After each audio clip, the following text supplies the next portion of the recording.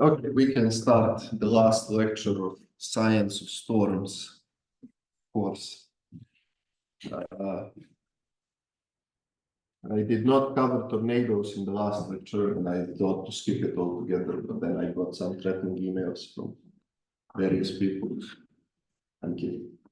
So I decided to cover tornadoes, okay? But I will keep my word from last lecture, so they will not be part of exam questions.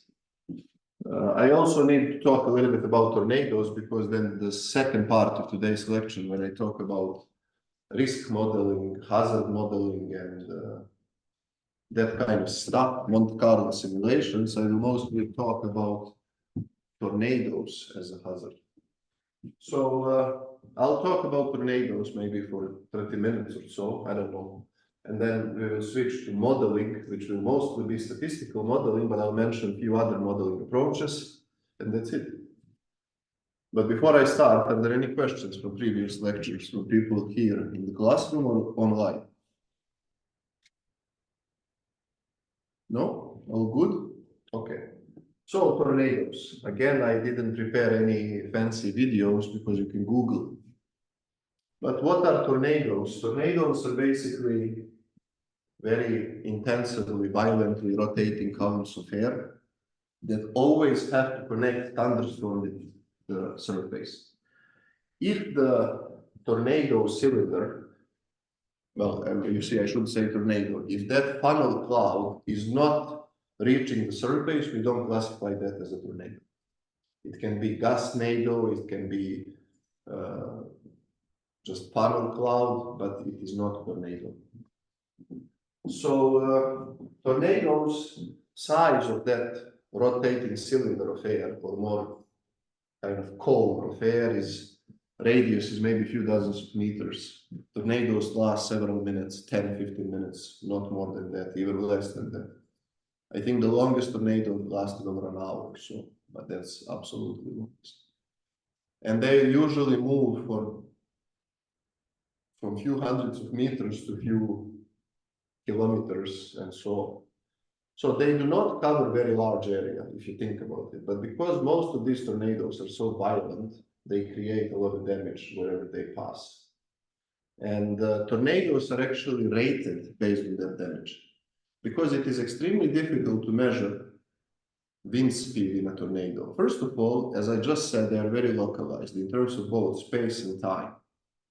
So what is a probability a tornado will pass over a meteorological station? Very, very, very low. And even if that happens, it's very high probability it damages the anemometer, so you still don't get any measurements. Now, in terms of radar measurements, it's not much better. So if this is the surface of the Earth, radars, as you know, are fixed.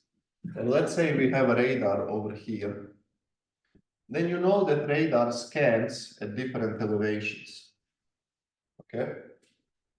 And let's say tornado is over here. First of all, you can see that the first level at which you will scan this radar, this tornado is far away from the surface. So you don't get near surface wind field. You get excellent data about the cloud that formed this tornado, but you don't get necessarily wind speed in tornado. Of course, you can say, but why don't you scan horizontally like so? You could, there is no, you can adjust radar antenna to have zero elevation. But the issue is, over here you have a house or a mountain. You have all kinds of irregularities that prevent radar beam to reach far away. These things are called as ground clutter.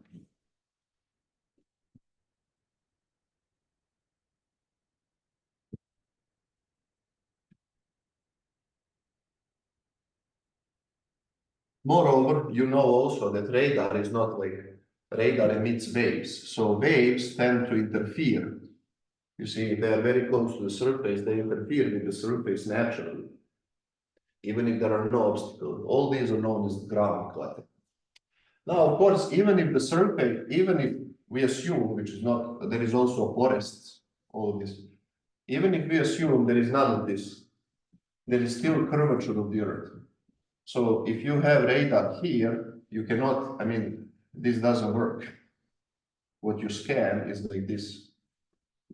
So if you are far away, that means you are also below the horizon of the radar, okay?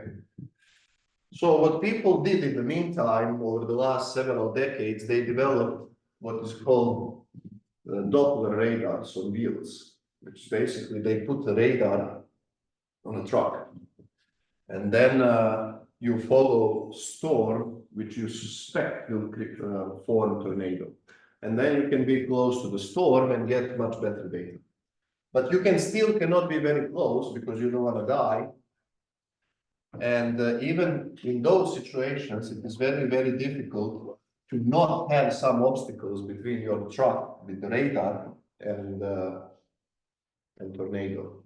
So the closest researchers managed to measure wind field in a tornado was around 5-6 meters above ground, but there is just one study, Kusiba and Burman from the United States, okay? Another issue is in tornadoes, you have a lot of debris, and that contaminates your velocity measurements because debris is just moving around and your radar picks up debris. But velocity of debris is not velocity of wind. So all these together says we cannot really get so much useful data for practical application. This is research. You get excellent data, you carry out research.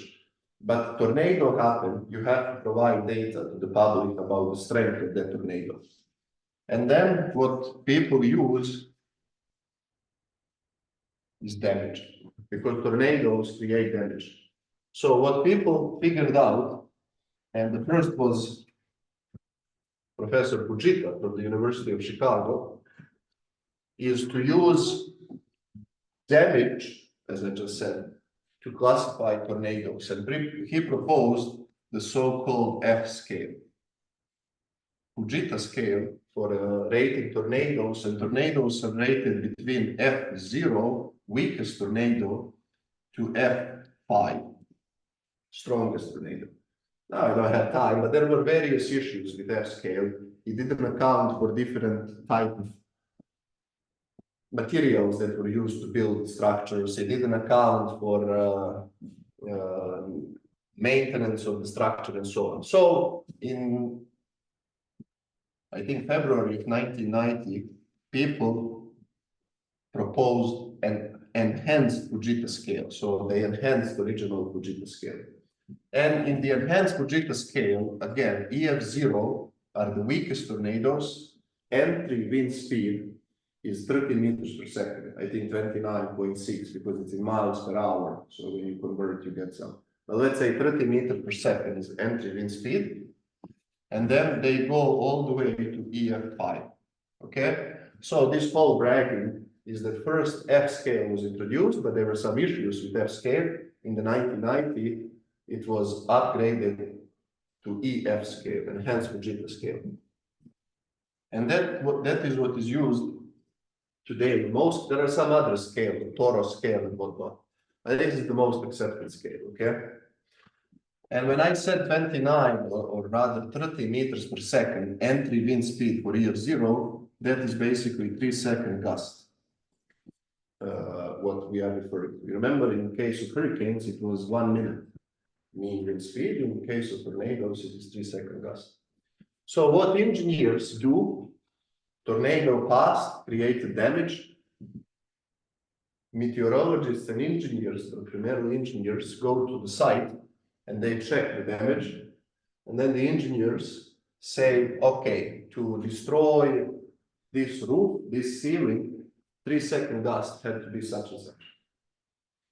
In some cases, if there were pre-existing wind tunnel tests for these particular structures, they use these tests as the source for assessment. If those tests do not exist, then it's expert's opinion. In that case, there is usually 10 experts, everybody gives their opinion, and then you take mean value and you say this was 3-second gust. And you rate tornado based on that. Okay? Any questions about that? Now, when I said they are looking for damage, that means not any structure can be used as a damage indicator. So what they came up are the so-called damage indicators. Damage indicators are, for example, residential houses, because there are so many residential houses, so many of them get damaged. Another damage indicator are transmission lines.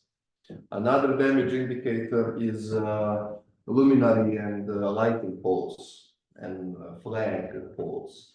Another damage indicators are hotels, motels, okay, some shopping malls. Damage indicators are also trees. So at the end of the day, most structures end up being damage indicators, but not all. For example, wind turbines are currently not damage indicators. But enhanced Fujita scale is in the process of yet being upgraded even further, but that's ongoing process where, for example, wind turbines and some other structures will also be damage indicators. Now, each damage indicator, let's say house, typical house, that's a damage indicator. Each damage indicator has different so-called degrees of damage. And it starts, I forgot, I think it starts from 0 or 1, but doesn't matter, whatever. The lowest one is usually just the threshold of visible damage, maybe one small part of the roof was slightly damaged, or one window was broken house. And then you go, let's say this is DOD 1 or 0, again, doesn't matter, I don't know where they start. Then DOD 2 is, I don't know now, 3 windows broken and a little bit more of the roof. And then you end up with DOD, I forgot. Now, in case of houses, I think they have 9 or 10 degrees of damage. I don't know, DOD-N is destruction of whole house or something like that. Now, simpler structures like luminary poles, they only have 3 degrees of damage, okay? So that's how tornadoes are rated. Any questions about that? Okay, so any question from online people?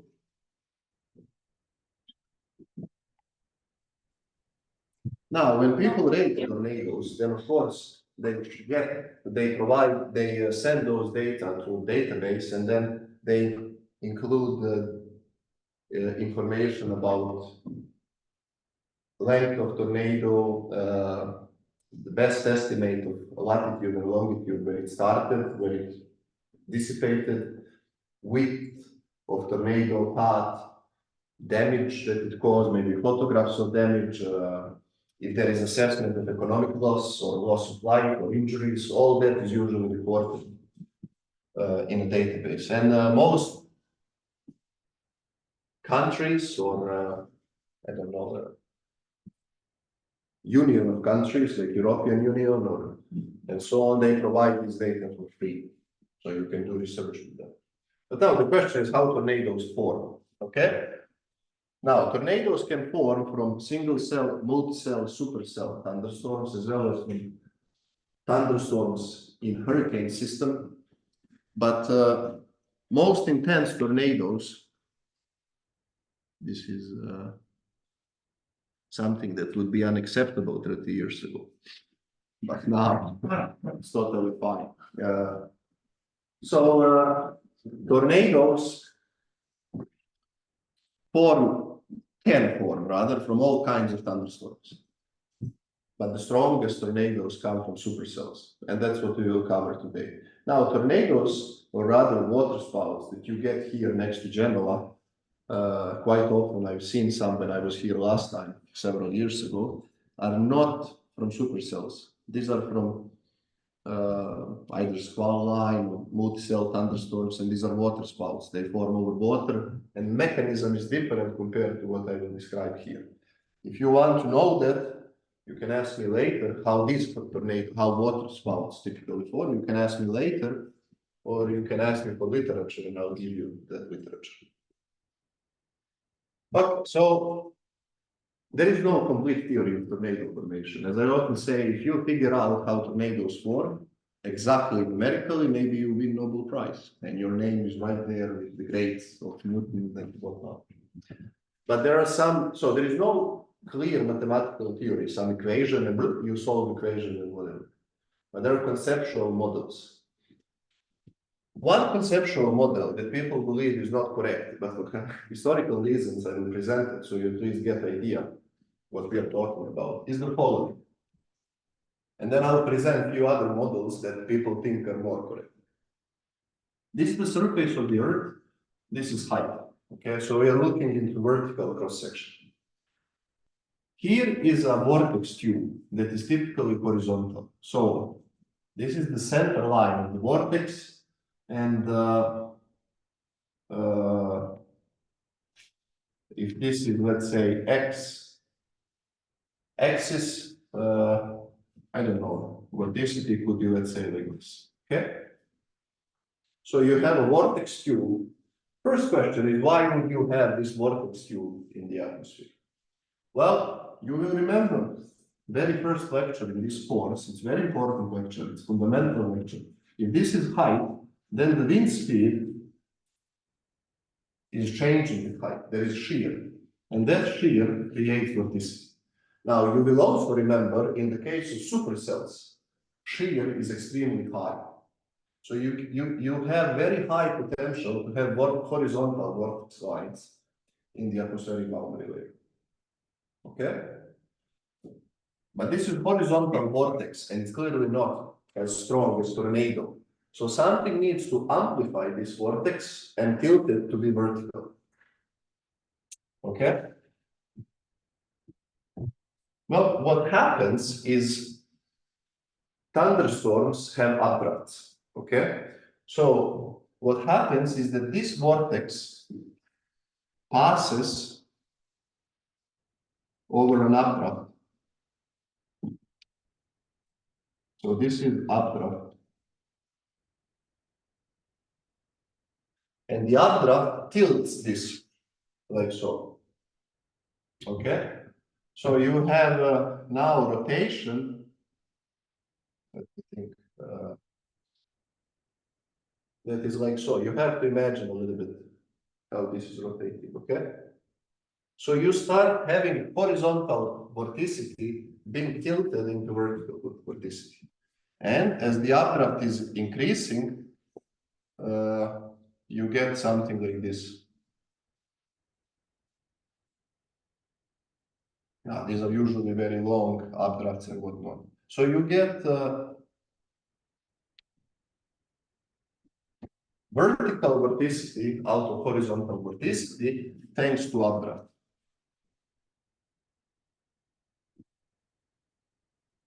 Okay. I don't know if I coupled this. I think I did.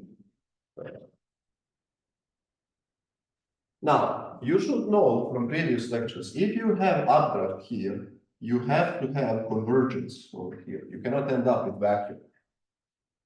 So you have convergence, and that convergence is supplying this, so the system is persistent as long as you have this updraft, thermally buoyant updraft, okay? Now, the theory says this is not enough. Of course, somewhere here you have cloud. T storm, that's usually abbreviation for thunderstorm in atmospheric sciences. So top of this is in the thunderstorm, okay? But the question is, or rather, I'll say the question after the issue. The issue is, you had horizontal vorticity at this height, whatever it is, 37 meters above ground. I don't know. Updraft cannot bring this to the surface. So the question is, how do you bring this vortex line to the surface? Because this is axis of vorticity. It's not touching the surface. So how do you get it to the surface? So the theory says, what brings this, I don't know, pick the side. You cannot randomly pick the side. It depends on the wind with respect to cloud. But anyways, what brings this vortex tube to the surface. So here is cloud, okay? Here is that vortex tube.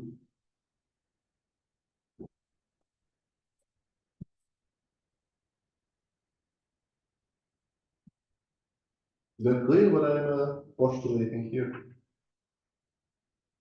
In the cloud, you have downdraft. So you see this downdraft acts to bring this all the way to the surface. Like so. So this part over here, if you now, I found blue one, so old. This is from Julius Caesar when he was teaching here. So this downdraft over here squeezes this to the surface the way I indicated here. And it's very good because downdraft are cold, so blue is very good. Okay? And now this over here, because vorticity is preserved, this still has vorticity, is potentially tornado.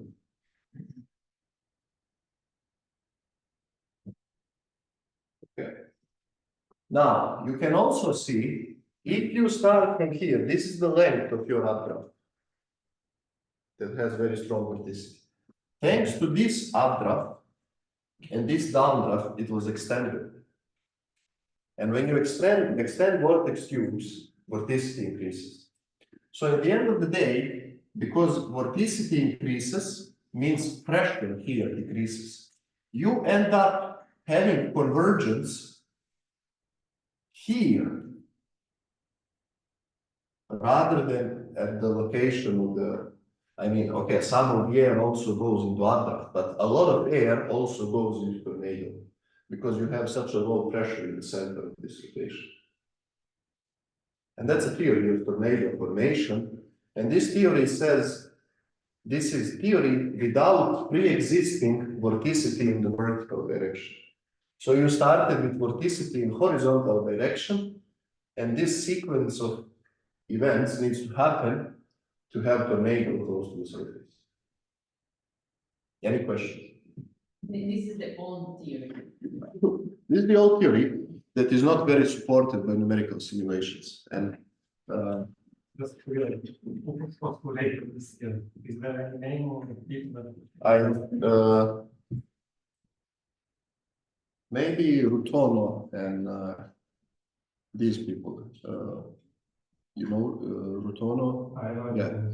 Maybe around that time, and I don't know now, this is recorded, maybe they should be.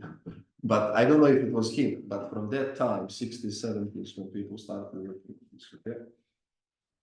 And then the initial vortex tube, which is horizontal, in reality is circular vortex. Yes, yeah, exactly. It's closed together. So, This one? yeah, Not all, yes, this is a good question. It can be, in the next theory that I will propose, it's closed. Here, it can just dissipate. Now, vorticity is conserved, so it cannot just stop anywhere. But it can maybe widen. yeah, because in fluid dynamics, the vortex tube should be closed. Yes, so it's either closed or if it extends over here, then it can dissipate to Yeah, it can also dissipate. friction, right? So in reality, maybe I don't know, over here it's very weak now and it's not possible. Or it is circular. Okay? Now, not all, if you create vortex here, like by doing something, it's not necessarily three-dimensional always. You can have two-dimensional, but then this has to dissipate somewhere. Okay? Yeah, dissipate on the boundary. Yes, yes. yeah. Yeah.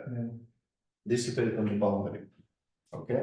So you get like some, like I don't know.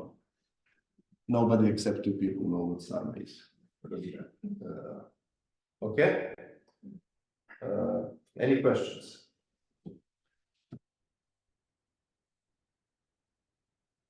What people argue is that this observation of downdraft, lowering vortex tube, and so on, was not observed at least not in numerical simulations ever. So there is another theory of tornado formation.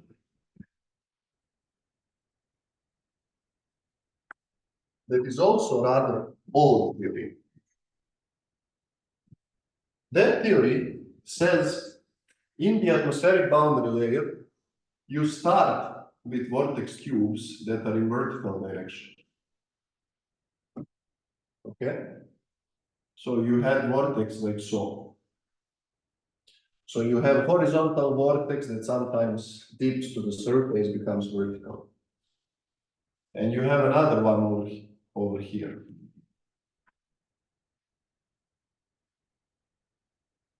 Okay? So you have vortex lines that touch the surface. Because as Andy was saying, quite often they don't end up just here. So they don't have sharp edge. So they descend and touch the surface like so. Okay?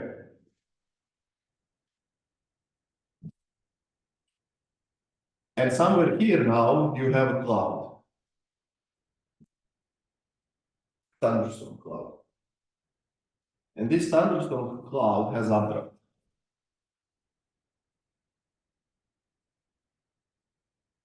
Okay?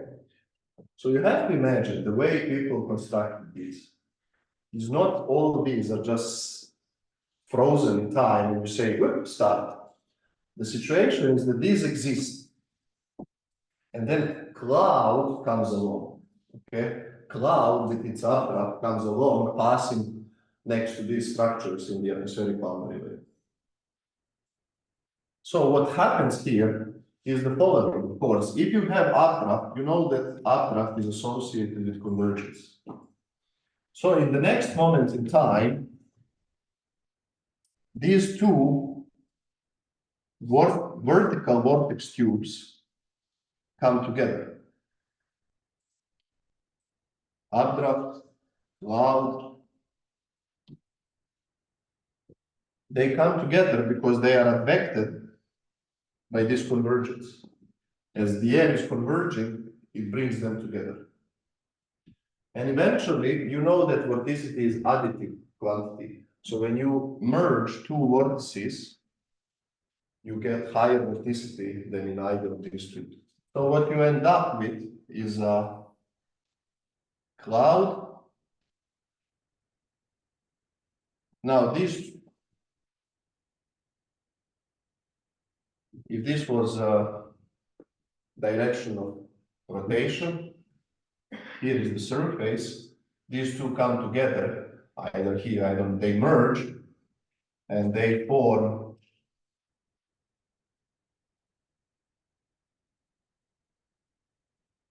much stronger vortex than two of them. Than two of them individually. And this vortex is stretched due to this updraft.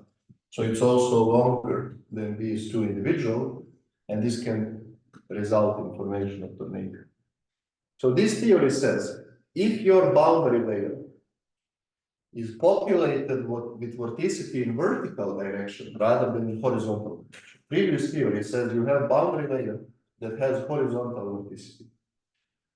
This theory says if you have boundary layer that has vertical vorticity initially, then you don't need any downdraft. Updraft and convergence associated with updraft are enough to merge these multiple vortices. And as the vortices merge by the updraft, they are also pulled, so vorticity increases, and you can have formation of a tornado. So this theory is known as theory with pre-existing vertical vorticity in the atmospheric boundary layer. Okay? This theory is also not very popular.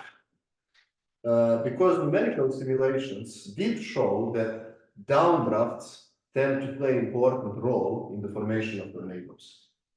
So I'll present you a third theory.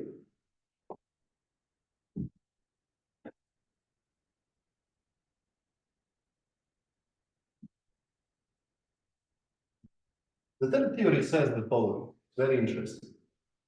You see, you have this downdraft from the supercell, and we are here talking about RFD, rear flank downdraft, not forward flank. Forward flank can also work, but rear flank downdraft is often more strong than forward flank downdraft, and you should know what I'm talking about if you studied supercells from that lecture. So you have this downdraft, and of course, somewhere here, I don't know, is the surface of the Earth. This is height. Now, this downdraft has certain width associated with it. And if nothing you saw from LinkedIn post from the experiments that we did in France, when this downdraft descends, it creates vortex like so. It creates vortex like so. So there is a shear as well as density difference, namely baroclinic contribution that I talked about. At any rate, let's not complicate matter.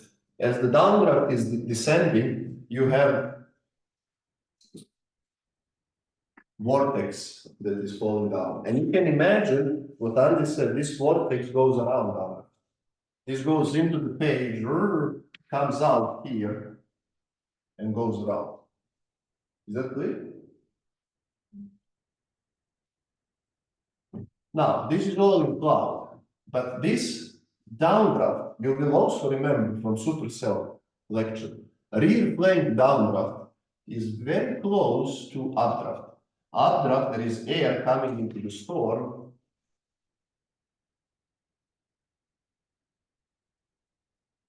And you have updraft over here, okay? And you will also remember that updraft in supercells tends to rotate, the so-called mesocycle. We said that supercells sometimes rotate. So this whole updraft also has vorticity associated. Now, what I want you to imagine now, and when you do this in your notes, then go and find nicer picture on in Markov. I gave you literature in Markovsky book or whatnot. But this is important to visualize. As this is descending down, and it is next to this updraft, this will be perturbed up compared to this side. So you will have here, this over here is this, okay, tube. And this tube goes like so.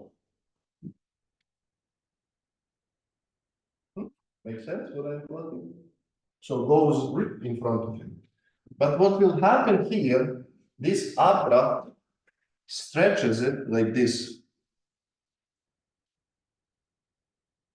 And now this perhaps goes around the cloud. Okay? Is this clear? So you have vorticity associated with the downdraft created by both shear and baroclinic contributors. And it is right next to updraft. As it is falling down like this, and updraft is going up, it perturbs its shape. So you get very strong vorticity over here, like so. And of course, in the next moment in time, this is falling further to the surface.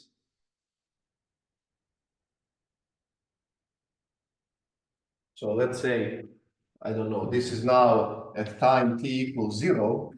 At time t1, this fell to the surface. This fell to the surface, and you have very strong vorticity over here that can result in tornado. This is much more accepted theory than previous theories. You have to also imagine, as this is falling down, it is being stretched, okay, by the act of the updraft. And updraft is also rotating. So if they are rotating, if this is rotating in the same if this has the same sense of rotation as the updraft, then you can get addition of vorticity. and that sinks to the surface, and you have tornado. Once tornado is formed, vorticity is extreme. Vorticity, you remember we used, I don't know, this zeta. Vorticity in tornado is order of magnitude 1. That is 2 orders of magnitude larger than in cyclone, for example, which is 0.01 or, vorticity that you find anywhere. This is extreme value of vorticity. So with such a high value, or I use maybe omega, I don't know, whatever, it doesn't matter, okay? I can, when I was an undergraduate student, my undergraduate was physics, and we had mechanics and thermodynamics. And that course had the theoretical problem solving and experimental part. And experimental part with experiments. And then you do your experiment, and professor comes and asks you questions about that experiment. And he came to a guy next to me, and the guy was doing experiments related to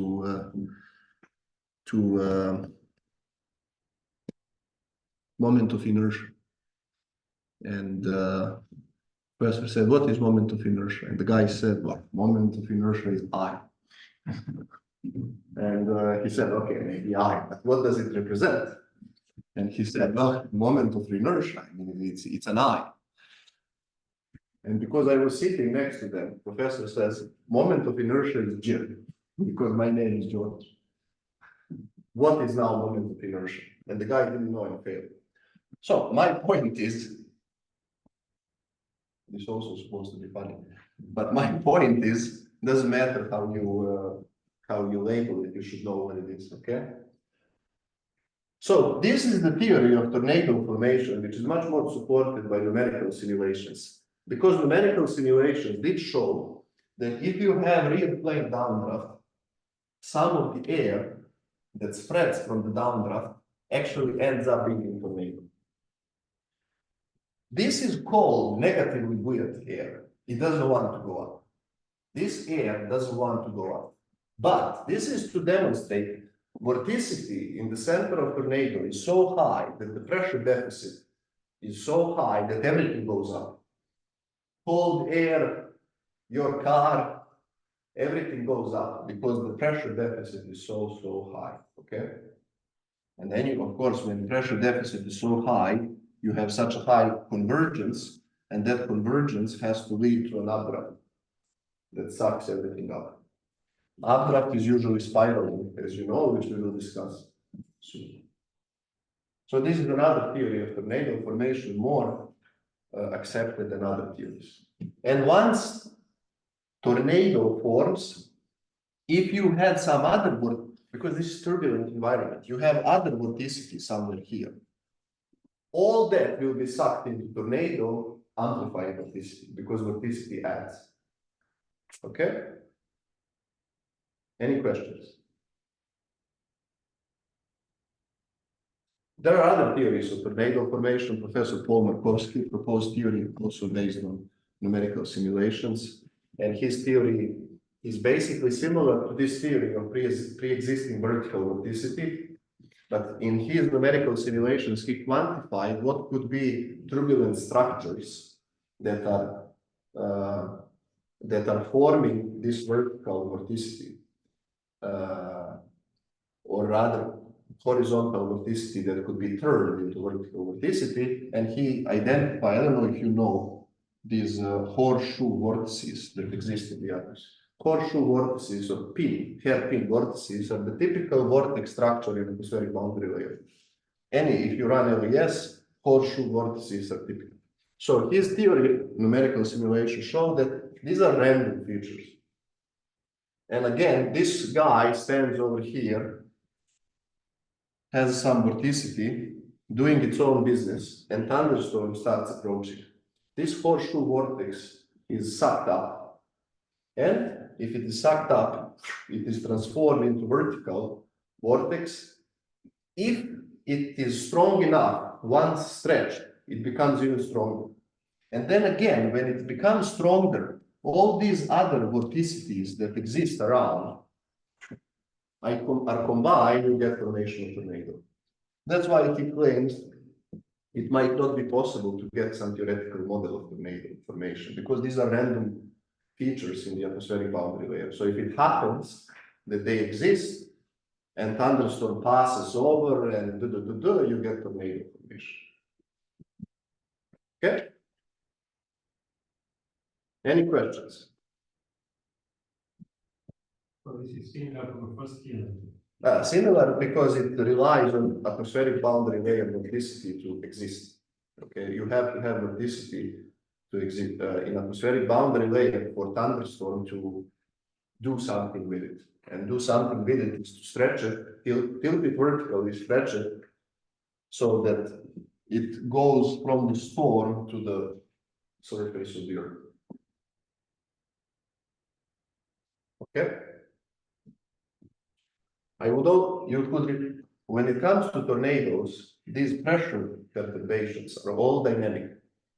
Here, there is no thermodynamics. You remember that pressure, you remember that equation that I wrote, that pressure perturbations are proportional to EIJ squared, namely the formation of air parcels, minus 1/2, well, I don't know, let's say omega, I don't know which one I use, squared, minus delta B, delta Z. You see, when you have some cold air rising and warm air rising and cold air sinking, this is the dominant factor, okay? Thermodynamics. This is called thermodynamics. This is called dynamics contribution to pressure perturbations. In tornado, this dominates, okay? Not, it is very important because when this term dominates in a storm, we call these supercells. That's why supercell is a supercell. When thermodynamics dominates, like in single cells, multi-cells, we call these ordinary cells. That's why you have single cell thunderstorm. Single cell thunderstorm, this dominates. Multi-cell thunderstorm, this dominates. These are called ordinary cells. What are ordinary cells? Ordinary cells are those where buoyancy is dominant factor. Supercell,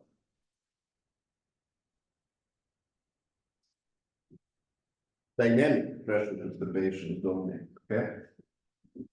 And they are, as you can see, associated with some sort of vorticity. Okay?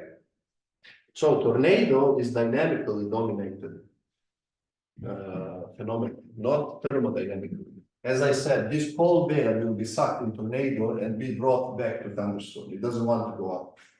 It's cold, but it has no other choice because that dynamic contributor is much larger than all other contributors to pressure perturbation. Okay? We have 2 more minutes. So let me just say in 2 more minutes. A few other things. If this is a tornado, this is height Z. Okay? So most tornadoes in northern hemisphere are rotating in cyclonic way, which is counterclockwise, which is only indirectly related to the Coriolis force. In other words, Coriolis force does not affect directly rotation of the air in tornado. But you see, remember these vortex tubes. Their typical orientation is associated with how wind changes with height at large scales. And how wind changes with height at large scales depends on Coriolis force. So the environment that are prone to tornado formation are affected by the Coriolis force. And then that's why most tornadoes rotate counterclockwise in northern hemisphere, around 80 to 90%. So once tornado is formed, there is no Coriolis force. But that environment was affected by the Coriolis force at the scale of a storm and larger. Now, if you measure velocity. Now, yes. So this is tornado. It's, let's say, a cylinder or a cone that is rotating. So people often use a cylindrical coordinate system to represent this. And in cylindrical coordinate system, you have radial velocity, tangential velocity, and vertical velocity, right? Dominant velocity in a tornado and velocity that is reported in this EF scale is tangential velocity, okay? And typical profile of tangential velocity in a tornado is something like this. So tangential velocity in the core is 0, increases with radius. And so, as always, I should put here, this is radius r, this is ut, tangential velocity. So we have some radius r max called, and at that radius r max, we have ut max. Okay? And then tangential velocity decreases. Typical analytical model of tornado radial profile of tangential velocity is known as Rankine vortex model. And it goes something like this. Rankine vortex model has equation that u tangential velocity is a piecewise function of radius. So it is equal u tangential max times r divided by r max. As you can see, it's just linear function of r.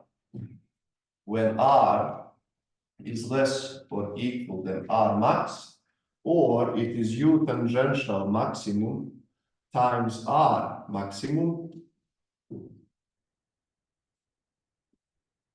divided by r. Because as you can see, this is 1 over r decrease. And this is when r is larger than r max. Okay. This is the simplest model of rate of tangential velocity.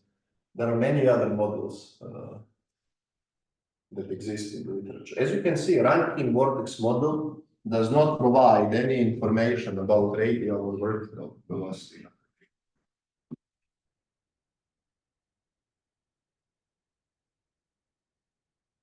Any question? Yes. R max, what was the physical meaning of R max? R max, this R max, Yeah, it's the radius where maximum velocity occurs, tangential velocity. yeah, but in the tornado, what does it mean? So It's the also region of maximum circulation. If you calculate circulation over a loop, circulation is maximum here. So it's the size of the vortex of Yes. the Yes, exactly. This is also inside, so this is also known as core of a tornado. This is then outside of the core. Does this give the answer to your question? Usually is how much is this? Few dozens of meters. Depends. It can be maybe 50, 60 meters. It can be 10 meters. It can be 100 meters. But these are orders of magnitude, okay? In a dust devil, which is not tornado, but has vortex, in a dust devil, it's half a meter to meter, 2 meters. Okay? Does it depend on the slow ratio or? Yes, it does. But I didn't talk about, After that, after Air Max, it kind of collapses. radial velocity, sorry, tangential velocity decreases. Because you have to, if this is tornado, and let's say this is the center of tornado, this is R max. Over here, there is no tornado. So when you go far away from tornado, there is no more UT. It just disappears. Okay. Some other models, like Burger-Rutz model, they give, for example, in Burger-Rutz model, UR is negative A times R, but where A is some constant, I forgot the value.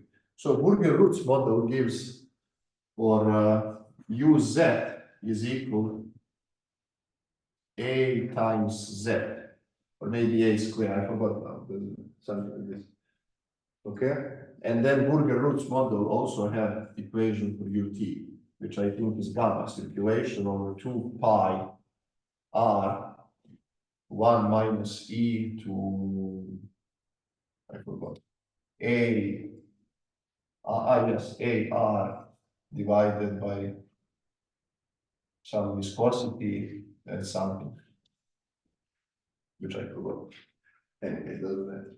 But the thing is, you see, all these models have flaws. What is the issue with this model? Can you see in equations right away issue with this model? And it's not this something, okay? So what? The UI increasing that. This is increasing indefinitely. As the z is increasing, vertical velocity goes to infinity. So when you use this model, you just have to cap your vertical velocity somewhere. What's the problem with ranking vortex model? But this is not natural. You have sharp line, you have sharp edge. That would mean that the pressure gradients need to be infinite. You cannot have flow field that turns like this. You have to have flow field that turns like so. Because in this case, if air parcel is moving like that, and then is moving like that, we discussed a million times, the only force that can change, there is no Coriolis force or anything here. So pressure gradient force needs to change direction of motion. Well, that means pressure gradient force needs to be infinite to change direction in such a way. Okay? And then there are some other models as well. Okay? I didn't talk what Josip said. There is a thing called Swill ratio.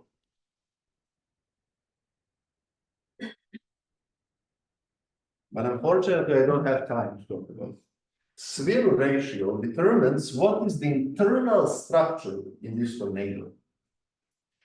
You might think, I'm going over time, but it's the last lecture, so why not? You might think that in all tornadoes, the air goes like that, but that's not the case. She knows because she attended defense. 1 hour of refrigeration. 1 hour of refrigeration. Exactly. This is not the case. This does exist. These are called one-cell tornadoes. Now, in this case, cell is not related to this ordinary cell, supercell. If you take, let me finish with this, and then we go to break. If you take a cross-section of a tornado like this, and you have streamlines that go like so.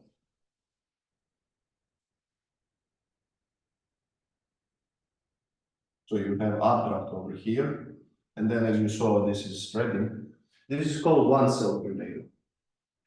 And this Swill ratio, I don't want to give you now equation because this Swill ratio is low, below 0.4.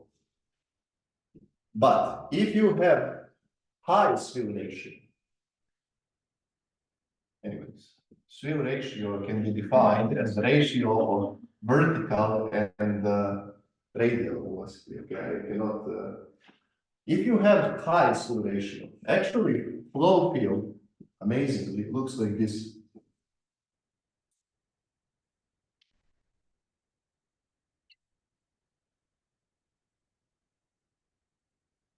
So in the center of tornado, you have downdraft.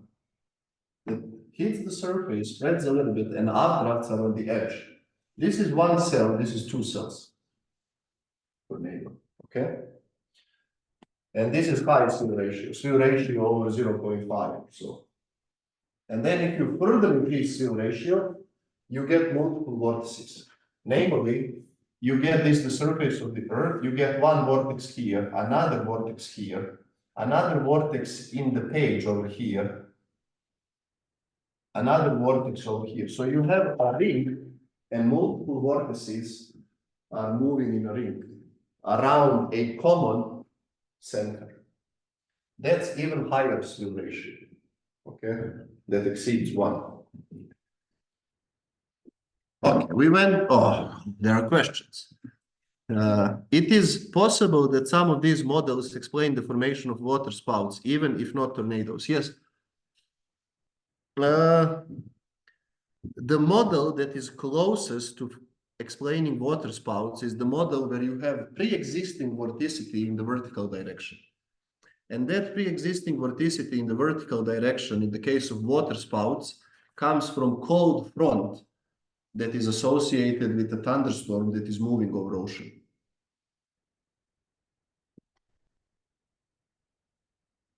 How come that in the age of drones, IoT, I don't know what is IoT, super cheap sensors and solar cells that work with moonlight, we still do not have enough data about these atmospheric phenomena, which, by the way, have huge Internet of Things, IoT, have a huge economic relevance and even affect human lives. Also, in North America, the airspace is not fragmented. It is either US federal or Canadian. But yes, well, the issue is, I know, yes, you have drone. You have to understand wind speed in a strong tornado is, let's say, 73 meters per second. I just made up this number. And good luck flying drone in a turbulent environment with wind speed 73 meters per second. Now, currently there are research groups that are doing this. They are flying drones, they destroy drones, but so what? They fly drones, they shoot some sensors into tornadoes. But because that environment is so turbulent, it's not always easy to actually put something in a path of a tornado. You think because things fly left and right. So you put some sensor, it doesn't end, it's because when tornado rotates, there is centrifugal effect or something gets thrown away. It doesn't go necessarily into tornado. So from technical point of view, it's very challenging to place something in tornado exactly as you want it to be. But there is research going on. People are giving their best trying to do it. And Internet of Things doesn't help that much in the case of field measurements in tornado. So, yeah. Does that answer your question? So it's a technical issue.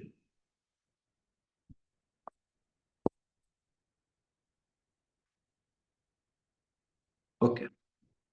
Let's take a break of 5-10 minutes, and then I finish with the last part, which is completely different from this, and that's it. Yes, more challenging than I imagined, indeed. Let me pause recording. So the last part is about, it says modeling, but this is not some numerical modeling in terms of computational fluid dynamics. There are all kinds of modelings, okay?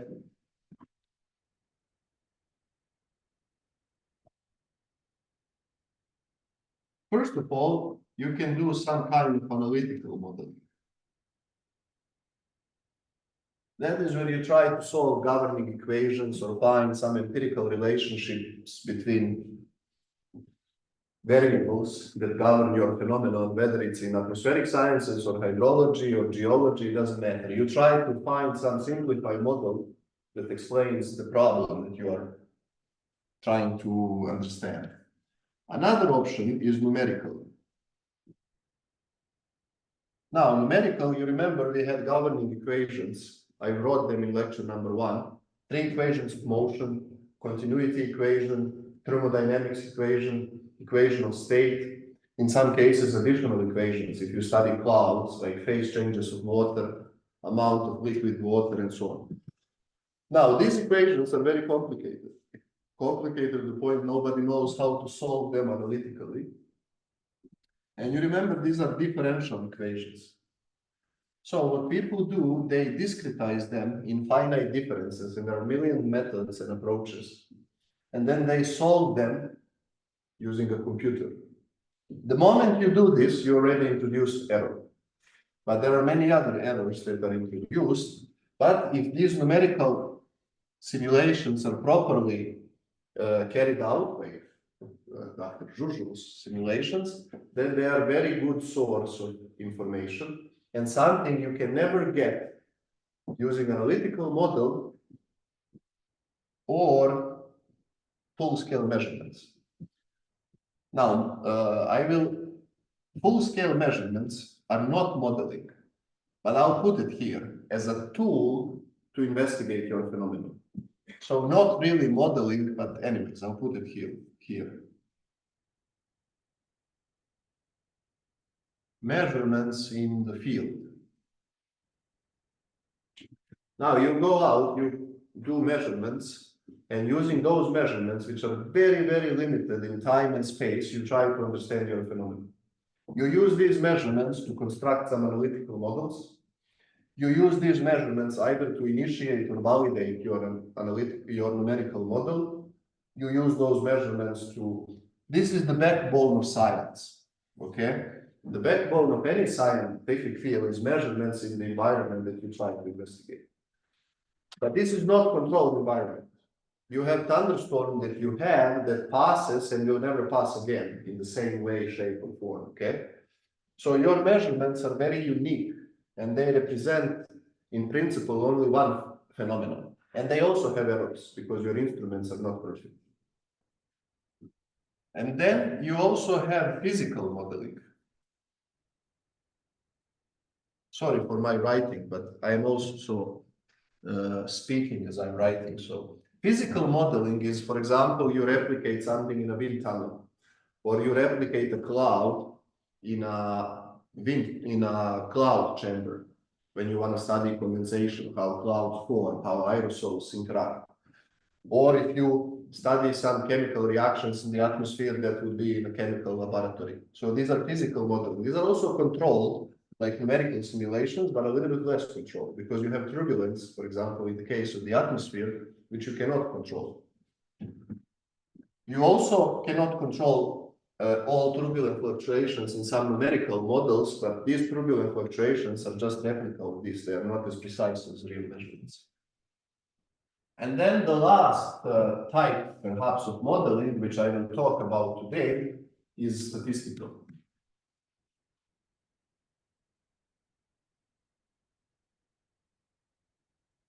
Statistical modeling, and let's say these are typically risk models or loss models and so on. So in this type of statistical modeling, you typically take some simplified model of your phenomenon.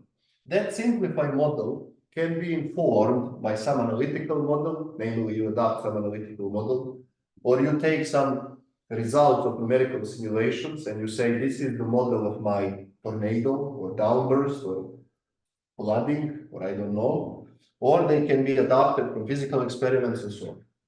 Usually not directly from measurements, because as I said, you only have few measurements. So these measurements need to be generalized in some way, and then you can adapt that model to do some sort of statistical analysis. Okay?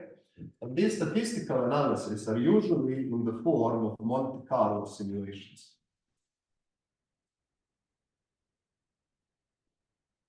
Okay? Any questions about this?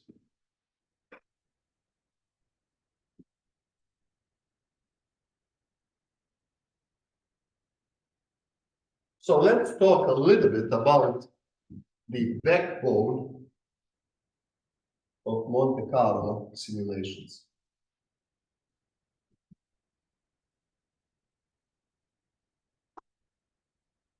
Let's say here is Italy, but it needs to be rotated for about 10 degrees. So maybe it looks like this. Italy. Here is Croatia, and yesterday Croatia lost to Italy. It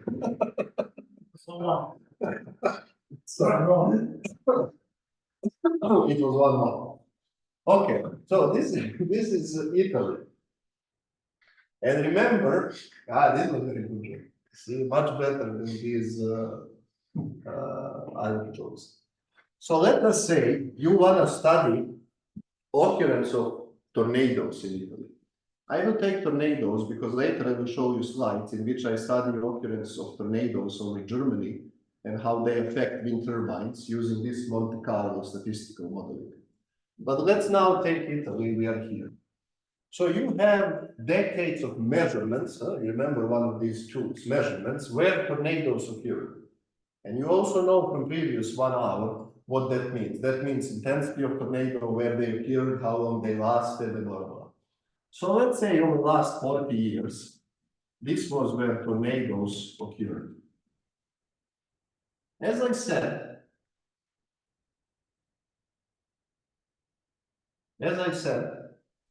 if something was over water, that's not tornado, that's water spout. Now you can include water spouts in your model, or that's up to you.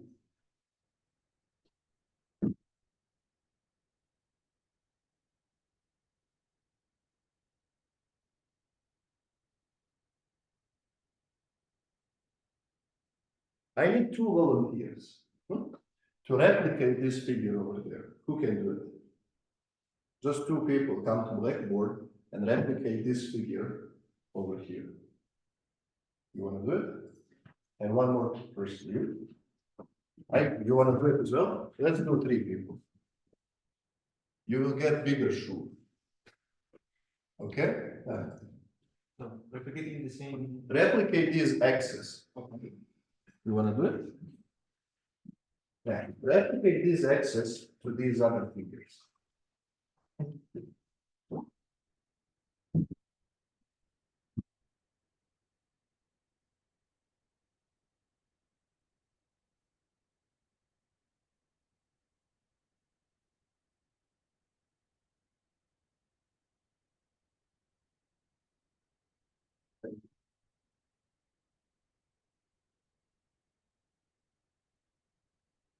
This is not allowed.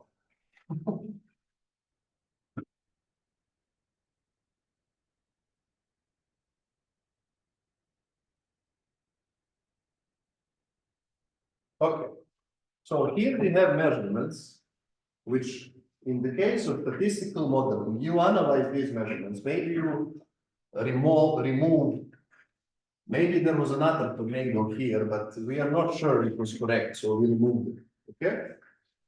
So you say this is my reality. I will take this for granted. Now you can see there is pattern here, and this pattern can be mathematically represented as some sort of spatial distribution.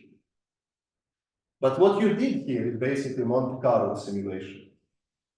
This is, let's say, replica 1 of reality. So what she did, she was looking into reality, placing tornadoes where they typically occur. But in reality, she missed this one. That's totally fine. This is random realization of this event following the distribution of observations. You see over here, he made quite similar to this and to this, but not the same. This tornado ended up being over here. So this would be replica 2. Actually, I don't know if replica is correct wording for this, but doesn't matter, I use it, okay? Now, she did something similar, but also this tornado over here is placed over here at a bigger distance than this one, okay? And I don't know, there are other differences. So this would be replica. So in other words, what I'm saying, these 3 are Monte Carlo simulations of your reality. In this particular example, you used your visual skills. So what your brain did is basically you saw a pattern and your brain tried to replicate this pattern, but you can never replicate it exactly 1-to-1. In case of Monte Carlo simulations, you cannot use computers, so you have to code. But what you have to code is to find usually probability density maps for your phenomenon, in this case tornadoes. So when you randomly sample numbers from these distributions, your results should be similar to this, but never exactly the same. Or if your simulations are correct and you say, I trust this data, and you have to trust them if you use them, then you can claim that each of these replica is as a legitimate representation of reality as these measurements. In other words, if the history repeated itself, replica 2 is just as likely as your reality. But it just happened that in this reality, this was a representation of your events. Does this make sense? So you can see that in this case, reliability of measurements is extremely important because you trust measurements fully. You can adjust your measurements. Maybe, I don't know, if you know that everything is under predicted for 20%, you multiply by 20. You get my point. Once you finish massaging your data, your measurements are your reality. And then you model your reality using Monte Carlo simulations. What that means is, for example, because spatial distributions are not as easy to visualize as some, let's say, time occurrence. Let's say here is number of tornadoes in 1 year over Italy. But I don't want to put Italy because I don't know exactly how many tornadoes there is. But let's say in some country. Okay? And here you construct your histogram from measurements. So you say 0 to 5, not quite frequent. 5 to 10.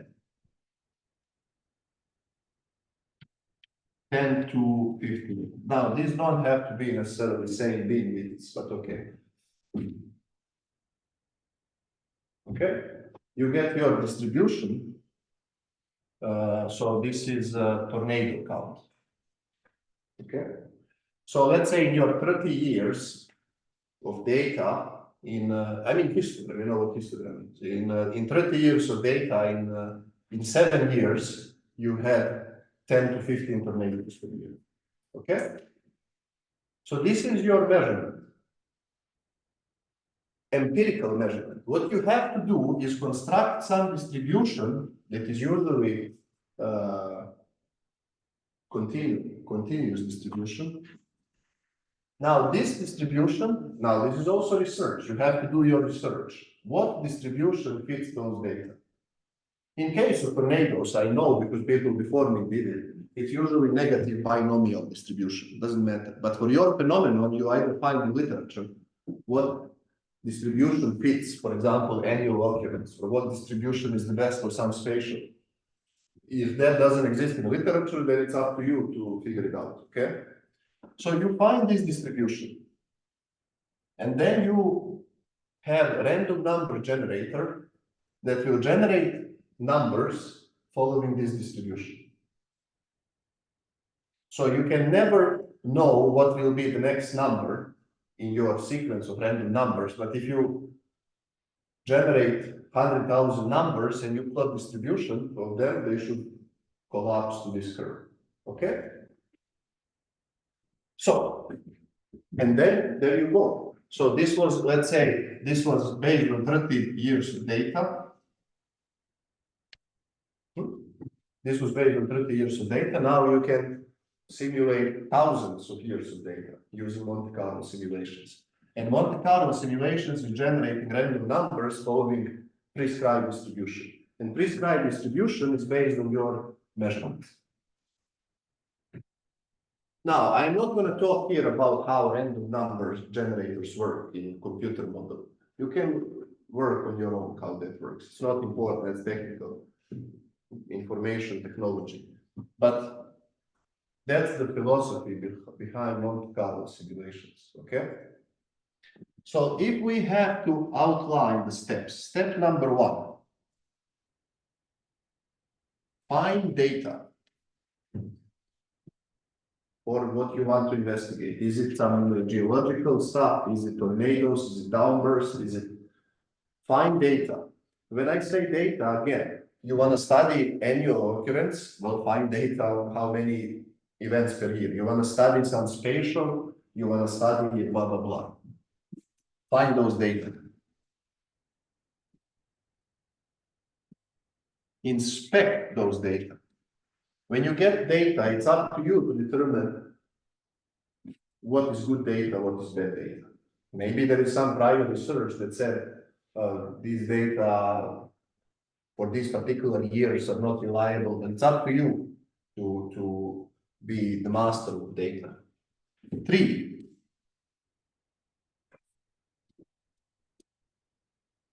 construct some statistical distribution.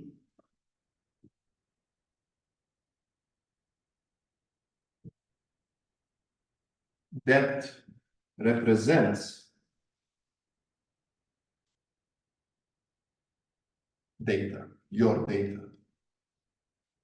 Once again, as I said, you have option of finding it in literature, like I did for tornadoes, or you have option to carry out your own research and figure out what is this distribution.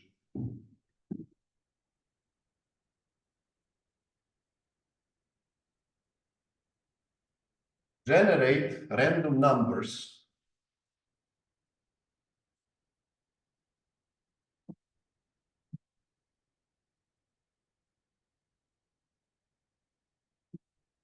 from that distribution.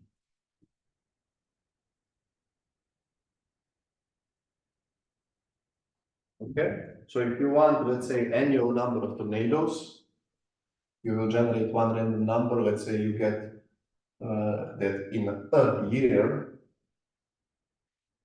this was realization, you got 5 tornadoes in that year. You want to replicate 1 million years of potential data, well, generate 1 million numbers. In 1 year, you have 5 tornadoes, in 1, 27, in 1, 10, 15. When you plot all this data, you will get your distribution. And then 5, well, compare 4 to 2. Compare 4 to your inspected data to make sure that your model is working well. Okay?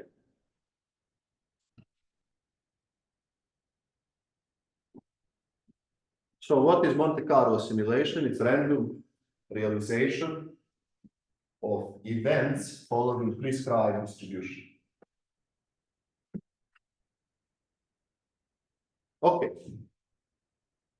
Now, in principle, we want to go further. We don't like, okay, let's say number of tornadoes in Italy. You don't want to just simulate number of tornadoes. You want to simulate maybe how these tornadoes will do something to your structures, namely cause damage. And these are called risk models. These risk models are the same thing that I explained here. They just have more components. You are simulating not just number of tornadoes, but you're also simulating how these tornadoes affect structure of interest and so on. Namely, if you have a risk, what does it mean, risk? Risk has 3 components. One is known as hazard. Another component of risk is exposure. And third component of risk, and the most tricky, is vulnerability.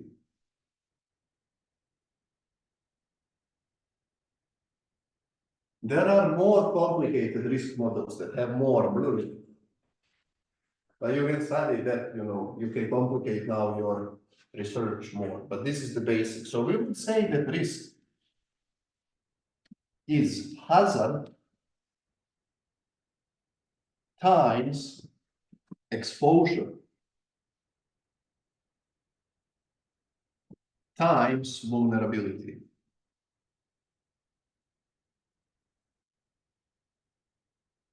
As you can see, if any of these is zero, you have no risk. Example. Let's say hazard is water spout. Hazard is, sorry, you want to analyze risk due to water spouts. Okay. What is your hazard? Water spouts. Now you have to be, when you go into coding, you have to be concrete. I'll talk about what does it mean, water spout. Maybe intensity, where they form, but in terms of labels, water spout is your hazard. What would be your exposure? If there is open over a sea, I mean, in case of close to an harbor or far from an harbor. Exactly. Your exposure is what you want to study. For example, you want to study how water spouts affect ports. Okay, so your exposure is port. Genoa has port, so there is some exposure, we would say. But you go to Belgrade or Zagreb, there is no port. So your exposure is zero, so you don't have any risk associated with water spouts. And your vulnerability, which is most tricky. Anybody knows what that would be? A degree of damage associated to. Exactly.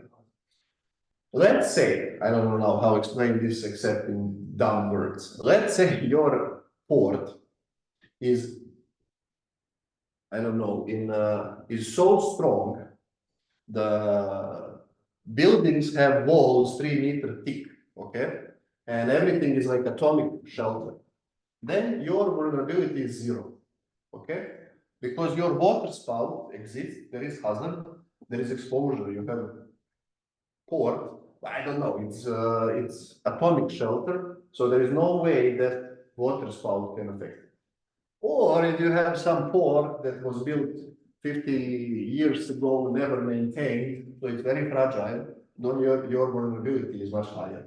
Okay, so this is very tricky because this is function of many, many things, as you can see. How your structure was maintained, how it was built.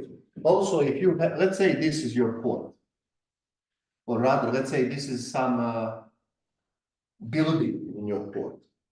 If you have water spout approaching like this, it is not the same as approaching like this. Because if you study wind engineering, you know it's not the same if you have wind. So your vulnerability depends not just on structure, but how structure perceives your hazard. A million variables. That's why this is the most uncertain and complicated to quantify. This is the easiest to quantify generally. Because usually in our field, you have map of some structure, transmission lines, or you know where they are. This is difficult if you don't have measurements. If you have measurements, it's manageable. Okay? Any questions about this? Now, these vulnerability curves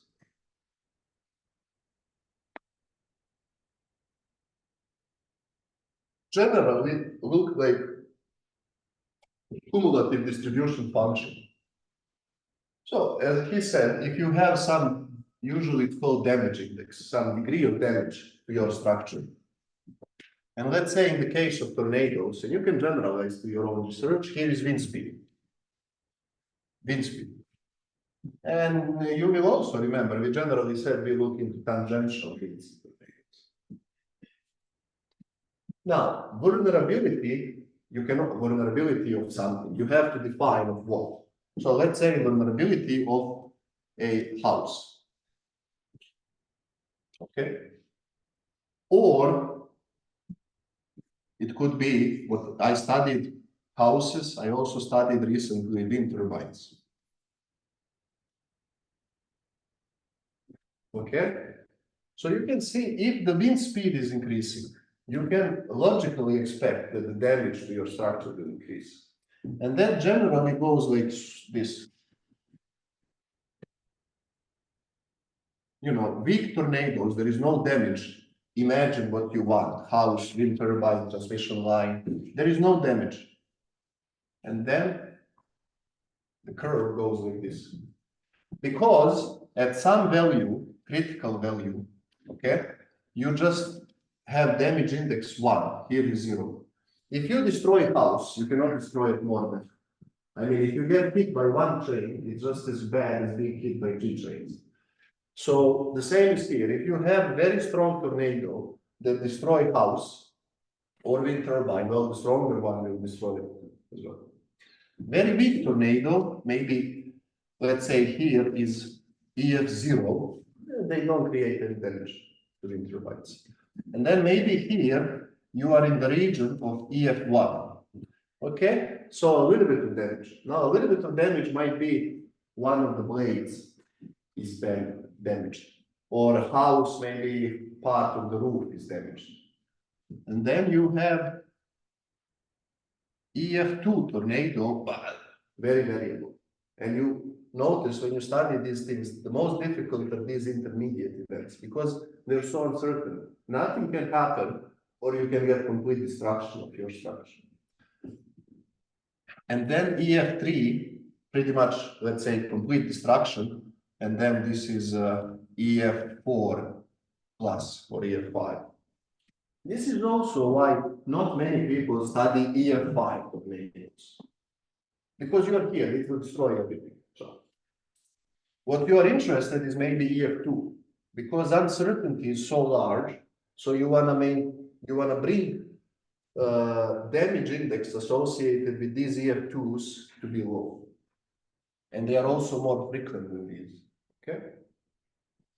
Now, how do you construct this curve? Very difficult. In my research, we had some discrete measurements. Okay.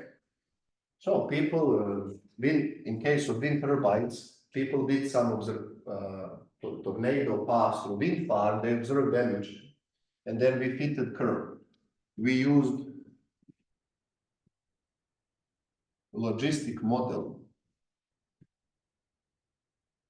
curve. Anyways, you have to read a little bit what type of curves or mathematical functions are suitable to model something like this. So you basically, at the end of the day, you fit curve data. Okay? And you have your vulnerability model. Now, you can now sample random numbers from this curve, just like from anything. Because if you have tornado or EF2 strength, you sample random numbers somewhere on this curve. So you get natural variability of your results. You don't want to just take this, okay, as your vulnerability. So you get natural variability of damage associated with your hazard. Does this make sense? So you're putting one value here and you're putting in a Monte Carlo simulation. No. So for one event, you pick one value. That's correct. Okay. So you have one event affecting, let's say, wind turbine, you pick one.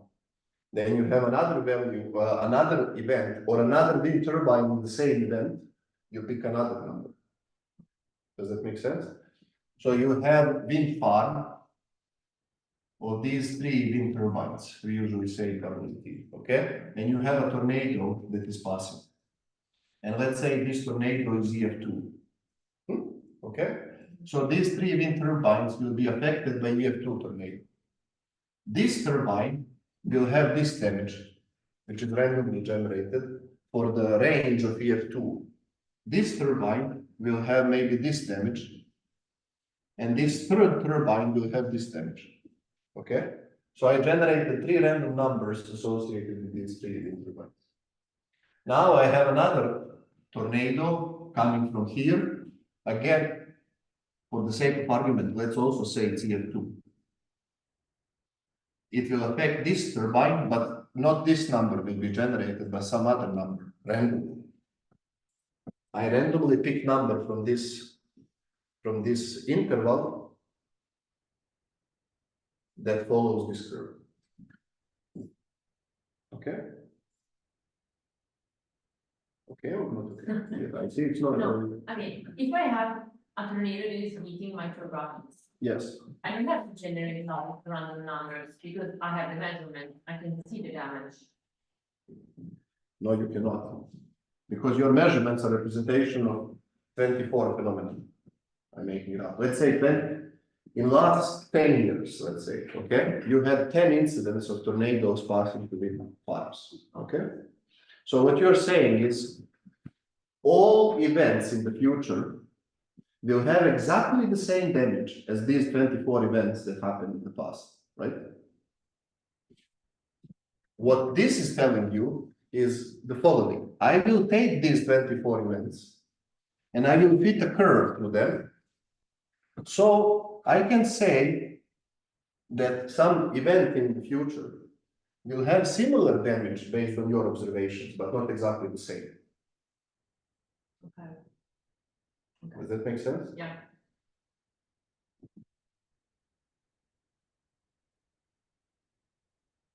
Any other questions?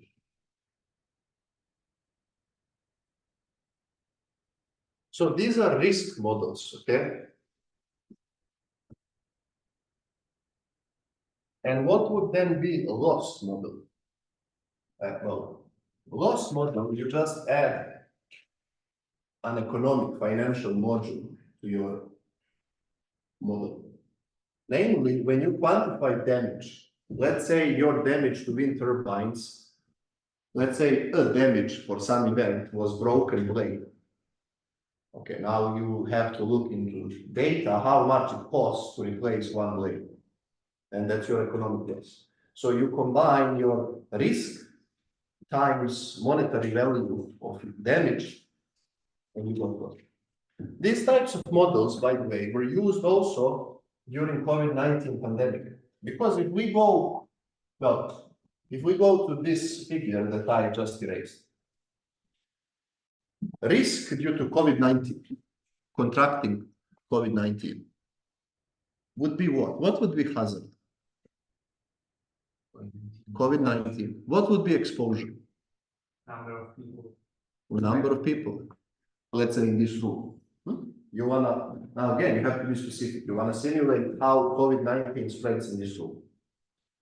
Again, hazard is COVID-19. Exposure is number of people in this room. Now, you can say maximum number of people can be how many seats you have. But from your data, you can figure out that the average number of students that are attending class in this classroom is 10. Okay? So you can simulate randomly that your exposure is something between 1 student and 30 students, but typically 10. Does this make sense? And what would be vulnerability? Who's weakness? Yes, very. I am. Health staff. Immune system, right? I can, when I see Josip, I can see he has immune system that COVID times, just approaching. Yeah, I know, I can see it. Whereas, I don't know, I would probably die. But so, if your immune, and again, look, what is the most uncertain part in this model? Vulnerability. Because you don't know, actually, even you don't know very much about your immune system. Maybe you have good immune system against, I don't know now, regular cold, but you don't have very good immune system against COVID. Okay, so people use this approach. Okay, now let me show you a few slides from my, and that's the end. Go. From my research using these methods, and then we can finish with this. So if I go here now, Andy, I might need your help now. Do you know how to turn this off on? There is this one. And I don't, is that AC or? No, it's this one. Ah, okay, perfect. Let me share my screen.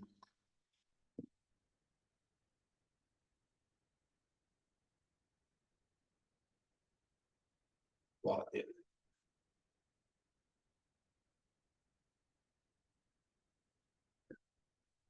So I go here.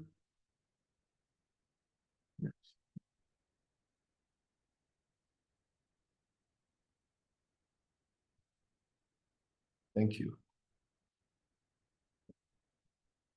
So here, here, I go to Zoom, share screen. People in Zoom, can you see my screen? Yes, we can see. Yes. Okay. Okay. Maybe I do this. So here is I'm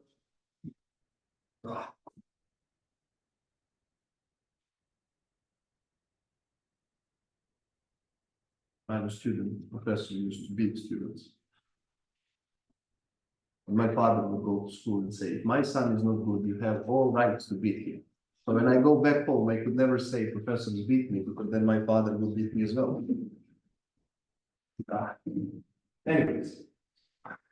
So huh? Good old days. Good old days. So let me just walk you. I hope this was clear on the blackboard, okay? So here you have years. I will go maybe 5 minutes over time, but you will have positive bonus as you can see at the end of this lecture. Here is years. Here is annual number of tornadoes in Germany. You can see there is very little tornadoes, and then in 2000 there is a lot of tornadoes. So you see, you have to be responsible for the data. This is artificial plan. This is that in year 2000, the observation system in that country improved significantly, and they started documenting much more tornadoes. So you cannot, you have to, you know, cut off data over here and take only these data as true. Are these data 100% true? No, there is no data that is 100% true, but you make your, you work with what you have. Okay, so you get approximately 50 tornadoes per year in Germany. You construct histogram, just like as I said, annual number of tornadoes, their occurrence, and you construct distribution. The best distribution didn't come from me, it came from previous research that people did. Okay, so I know I can now generate random numbers following black curve. Is this black curve perfect representation of histogram? No, that's research. I'm constructing simplification of reality. So that would be, let's say, puzzle. Just one example, but you also need to quantify, very important, in case of tornadoes, it's not how many tornadoes per year, but how many year 0, how many year 1, how many year 2, you know, so you have to properly model different categories. So this was more, you know, you have to break this down to different intensities of tornadoes. I don't want to now have too many slides. Here is exposure now. These are wind farms, wind turbines. And again, exposure, this is less than 1 megawatt wind turbines, 1 to 2, 2 to 3, more than 3. And here is the percentage of wind turbines of different capacities. And here is just for to qualitatively match here spatial distribution of tornadoes of different intensities, just like we did here for Italy. So you also need to know how to do spatial distribution. Here we use kernel distribution for spatial representations. Vulnerability. So hazard, exposure, vulnerability. These were measurements. You remember DOD, like what? Degrees of damage. Degrees of damage of wind turbines that came from post-disaster surveys. So people reported this. We use logistic curve. My student Roman Bouchard used logistic curve, also known as Richard's curve, to construct this. This is the first vulnerability curve for wind turbines affected by tornadoes. And you can see F0, we used F scale because here tornadoes were scaled by F scale, not EF. And then you can study this. Let me just show this. So you can generate thousands and thousands of years of results. X-axis is return period of different losses. Okay. Again, you know how much wind turbine costs in euros. I know this is busy graph. Let's just look into red line. Red line, these graphs are used from insurance industry. Full red line is something known as aggregated loss. You take 1 year, you sum up all damage in 1 year. So for Germany, all damage in 1 year caused by tornadoes is red line. So in some years, you have a lot of damage. Well, that's high return period year. So that's full line. Dotted line, or rather dashed line, is the so-called occurrence loss. So one more time. Aggregated pool is all losses in a year. Occurrence loss is the biggest loss in a year. One loss, you find it. So you can gauge if your particular year is composed of many small losses or one single loss dominates entire year. And then the color is one standard deviation spread. So 2 cap, 2 none. So the same is for blue. 2 none. You see, Germany wants to double capacity of their wind turbines, wind farms, sorry, by 20 something, I forgot, that 2050, let's say. And they have 2 ways to do it. 2 none is to increase the number of, this is our model, to increase the number of turbines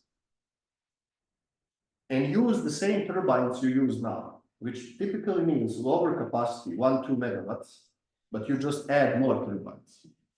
2 cap is to have less turbines, but higher capacity. Okay, maybe 5-10 megawatts wind turbines, but these are much bigger and much more expensive.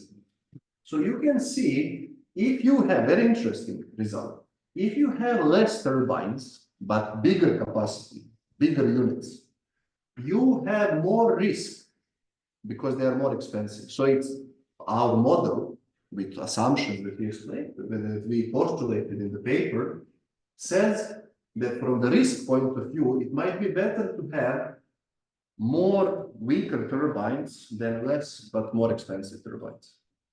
But you see, that's for high return periods. So it means very large losses. For very small losses, on year, you know, what you expect every year, it's reversed.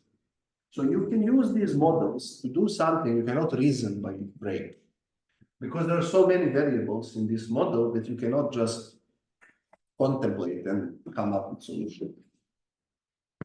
Another beautiful thing you can do, this is now a different study for Kansas and Oklahoma in the United States. This is just, we generated tornado tracks, these hair-like structures and tornado tracks of different intensity. This time we use EF scale. So in 1 year, in Kansas and Oklahoma, you get this many tornadoes. In 10 years, this many. In 50 years, you get this many. In 1,000 years, you get this many tornadoes. And of course, it's not indicated here, but we compare this to observations and it matches. Again, what is this? We are claiming that history could have repeated itself in this way and been measurements. But here we compare, you see here is from our Monte Carlo simulations, percentage of EF0 tornadoes, EF1, EF2, EF3, EF4, EF5. These are percentages from our simulations.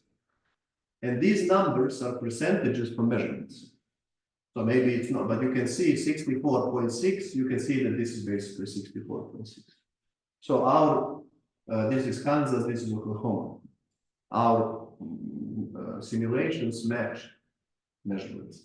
This is the same, but just significant tornadoes. So percentage of EF2 tornadoes in the population of EF2, 3, 4, and 5. This is all tornadoes, this is just significant tornadoes. Significant tornadoes are EF2 or stronger. So that's the step that I said, compare your simulations to your measurements. These are measurements. If you want to read, I don't know some good book about this, probably there are. If you want to read more, these 3 papers, particularly the first paper and the third paper, have pretty, I think, simplistically explained theory that we use to do these things, and you can apply this to any field of research. If you want to check some videos on tornado, particularly how fast is flying debris in tornado that we recorded, I recorded when we were in Lubbock. You remember when we visited the wind tunnel? I told you there is bonus. And bonus is there are no exam questions from today's lecture. I decided to be gentle. Why? Recently, I had this habit of not giving exam questions from the last lecture. It wasn't the case previously, but in the meantime, I changed. Now, in terms of final exam, it will be oral examination. It will be on 1st July. Exam time and location, I have to figure out with Massimiliano, but it will be 1st July. And for people that are online, there will be Zoom link that will be distributed. Each student will randomly draw 2 questions. So what I will do, I will print those questions cut in small pieces. They will be flipped. I mean, they will not be on the, so you can pick. They will be flipped, so you cannot see them, and you take 2 questions. People online, probably questions will be like so. So you tell me 2 numbers, 1 and 5. So I take 1, 2, 3, 4, 5. I take 5. Okay.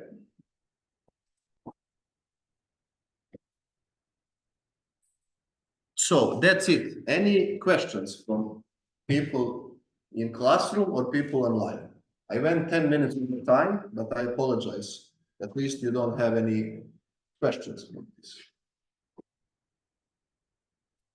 If not, it was my pleasure to teach this course in Genoa, Science of Storms. I hope you enjoyed the course. Well, enjoyed. I hope you learned something that you didn't know before.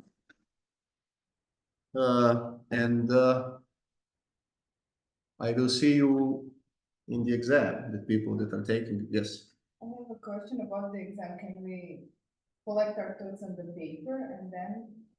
No, answer no, the you question? can, yes, yes. So you will have also, I have to see what is standard here in Genoa. So you will get your question and you have, I don't know, 15, 20 minutes, 30 minutes to prepare an answer. But the exam is closed book. That means you cannot come with notes, you cannot come with, Is it written? no, I mean, you can collect your thoughts. So You- you want to sketch, yes. then explain. Yeah. sketch. So you bring paper and pen. There is nothing on that paper. And you get your question and you have, I have to see with Massimiliano what is standard here. You have,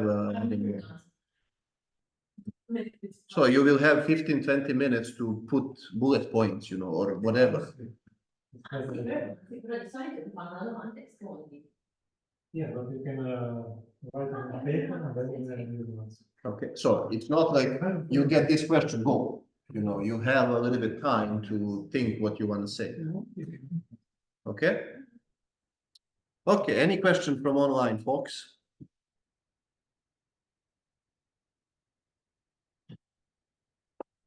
In that case, online people, you will get email with Zoom link, and I will see you all in the exam, or I will see you around if you're not taking exam. Okay? Bye-bye.